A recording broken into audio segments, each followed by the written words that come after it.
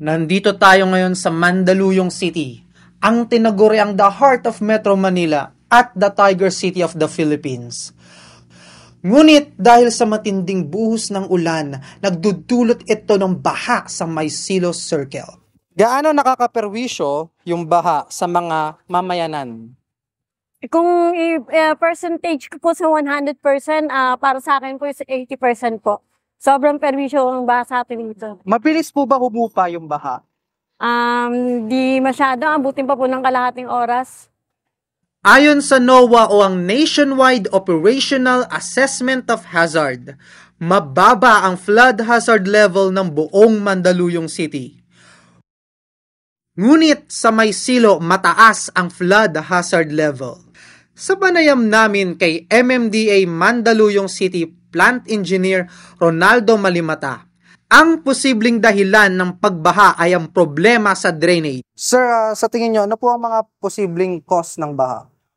Yeah, yung baha naman ano yan problema yan halos lahat dito sa NCR, no? Sa National Capital Region. Kaya nga, yan ay patuloy na wino-work out ng MMDA. At marami tayong, sa mga existing pump natin, meron pa tayong mga bagong pump na tinatayo.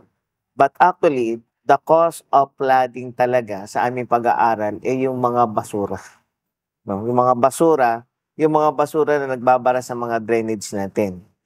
Tiniyak naman daw na may solusyon tulad ng pumping station at marami pa raw na plano para maaksyonan ang baha sa Maisilos Circle dito sa Mandaluyong City. The LGUs and the national agency, meron naman silang mga usapin para mas improve pa yung ating mga pumping station dito sa Mandaluyong. At alam ko nga, meron tayong rehabilitation dito sa Mandaluyong ng mga pumping station natin at kadagdagan pa mga pumps. Nag-uulat mula sa Mandaluyong City, ito po si Jillian Paul Abayon ng Current PH TV.